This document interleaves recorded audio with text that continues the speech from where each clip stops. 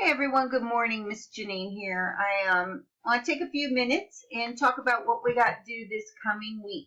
You're going to be working on your initial resume, and you've got a cover letter due. For the resume, you're going to just follow this link. There's a PowerPoint. Then you're going to pick out something close to your job that you want to do and click here. And after I run through this, I'm going to share some other tips that will help you. You're going to work on a cover letter. And then you're going to look at it. Week 2 theorist reflection. You're going to learn about one of the theorists, Donald Super's lifespan theory. And you're going to read an article. So, got lots to do there. And then you're going to start working on a career development plan, part 1, your narrative. And most of these all have their own grading rubric, so make sure you pay attention to those.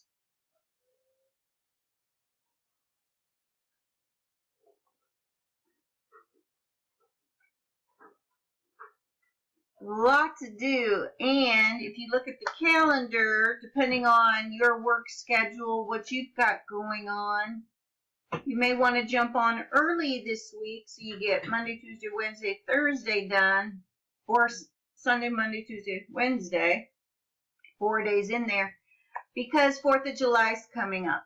And I do want to let you know, I will be traveling Thursday night. I'll be driving to Junction City, Kansas. I do expect to have internet on Friday, Saturday, all of that time, but if not, you know why. I'm going out in the middle of nowhere. Text me if you have a question, because again, even though I'm taking my laptop, I'm not going to have it open all the time. I'm going to a family reunion. I will be back in town Monday night late, so I'll be gone Thursday night, and Thursday during the day I'll be doing a lot of stuff, getting ready to go. So if you need me, send me a text. So again, these are things that are due this week. Look in your weeks tab, look at that and print that tracking calendar. That's going to be your big thing that's really going to help you. Now, let's see if I could switch this. And now you get just me. Resumes. And watch your PowerPoint. But I'm going to share with you some things that, again, this is what I do for a living. So when you're starting your resume at the top, and I'm probably going to send you a couple of examples of ones that I use. They're a little bit different than what's in the PowerPoint. Your name is very important. Don't use a nickname. Use your first name, middle initial, last name. Middle initial is very important. It has been proven that if you use a middle initial, especially women, you command a higher salary. It makes you look more professional. Once you get your degree, after your name, you'll do last name, comma, and the degree conferred, whether it's Bachelor of Arts, Bachelor of Science. Like if you're military retiree or a military veteran, we want to address that in your header. I call it the header. It's going to be, you're going to have your name, you do not always have to put your address. I use the address only if I have room to fill, but if I've got prime real estate to fill with other things, I don't put an address. I put phone number. But let me jump back up. For those of you in the military, if you're retired, put after your last name, comma. Like for me, it's USMC, and then in parentheses, retired. We can also address that in a second. Another way to do that. Email address. You're going to have name. At a minimum, you're going to have name, phone number, and email. Your email. Do not use Hotmail, AOL, Yahoo, or a school email. Don't use a school, because what if they keep your resume on hand and you've already graduated? How are they going to get hold of you? So, the preferred professional grown-up emails are Outlook or Gmail. I want to see Outlook or Gmail. You'll thank me later. Get rid of, and the other thing, especially people my era, Hotmail, Yahoo, even with my kids still, those were the very initial ones people got, and they date you. When you're setting up an email, do not use numbers. If you use, again, I'll just kind of use myself. If I were to use JJ Howard 63, they're going to think 63, is that her age? Is it the year she was born? Is it the year she graduated college? Numbers give the reader a reason to start thinking, to trying to figure it out. So even like my daughter's born in 83, no, she should not use 83. Is that the year she's born? Or the year you retired? If you're military, do not use an MOS. I'll get guys that want to use 0311.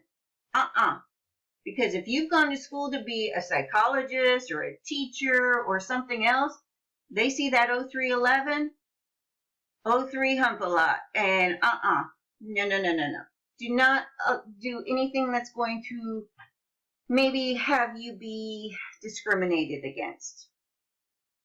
Next thing I do when I'm writing a resume, next thing I have key accomplishments.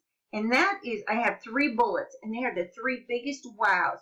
The thing you want to keep in mind when you're writing a resume, it's not about really you. It's about what you bring to the employer. What value do you bring to the company?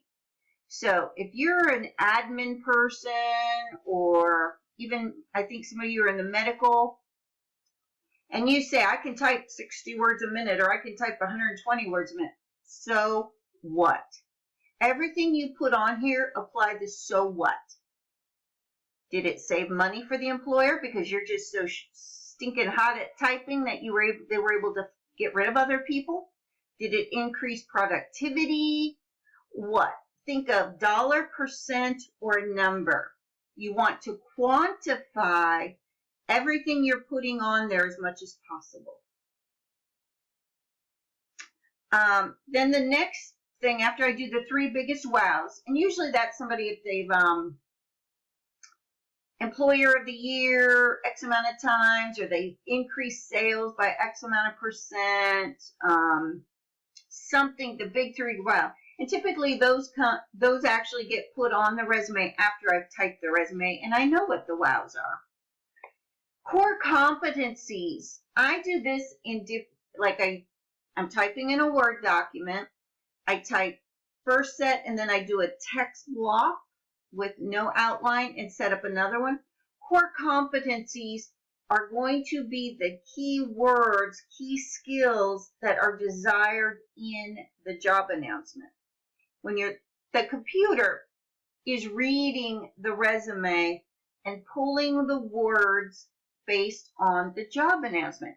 So if the job announcement says they are hiring a medical office administrator, that's what you're going to be, a medical office administrator.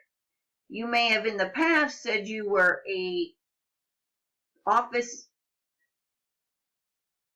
executive assistant or something, but you're writing for the keywords because the computer crawlers are grabbing that resume. So if you don't have the keywords, like if somebody were to say they're big one I've seen is diesel mechanic, small engine mechanic, little things like that, it does matter because think of it that the person reading it doesn't know really anything about your industry. Psychotherapist, psychologist, counselor, therapist, those, depending on what is in the job announcement, is what I am. Does that make sense? I hope it does. So you're going to really, those core competencies would be excels in verbal and nonverbal communication, works independently, again, things that are in that job announcement. Excellent one I typed yesterday, excellent with Microsoft Word version 2007, PowerPoint, something like that. And it's going to vary by industry. Right now I'm working with several IT people, so they have all kinds of certifications. And mobile devices is hot, to be able to work with mobile devices and video. So it's those type of things for that industry. You really need to know your industry.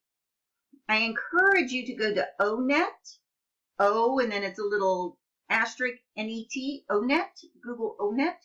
Go in there, punch in your industry, and just explore and see. It will help give you keywords, the job outlook, what employers want. Again, all of the resume is about what employers want. If you have not worked, but you have volunteered, then put that on there. And instead of saying volunteer, say a relevant experience.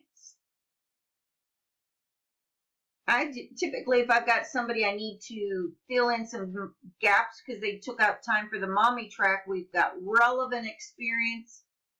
You're going to go back about 10 years. I'm not sure if any of you are old enough to have more than 10 years experience. You don't really want to go back 10 unless, like right now I have a client, he had been IT about almost 20 years ago, and then he's done other things, but he's had a side hustle as a business owner with IT. So I'm having to blend all this. So I'm focusing strictly on the IT at the top and then other work experiences at the bottom.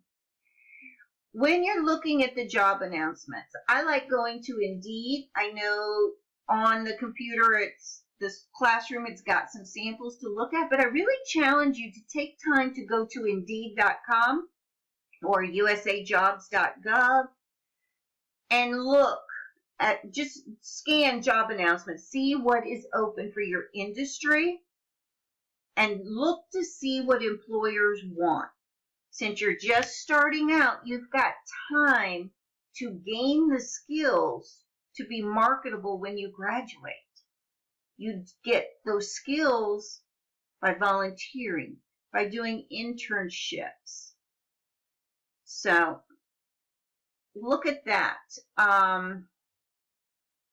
Again, this is going to be a simple resume. I'm not expecting it to be like something I would write, but I do want to give you the options to improve your resume. I know the document said it was 1 page. I think 1 page is for somebody out of high school. It's all going to, again, depend on you and what you've done. I know we've got, I think, some veterans in the classroom or some people who've been in the workplace for a number of years. Yours might be 2 pages. Mine, at my level, 3 to 4.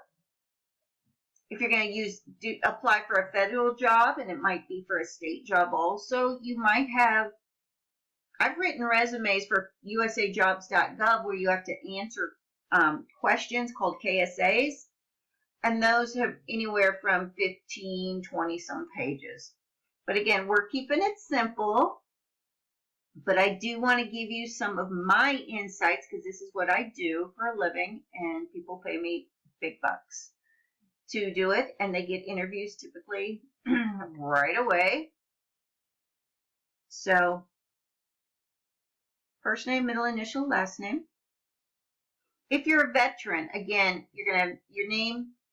You can have your address, phone number, email, remember, Gmail or Outlook preferably.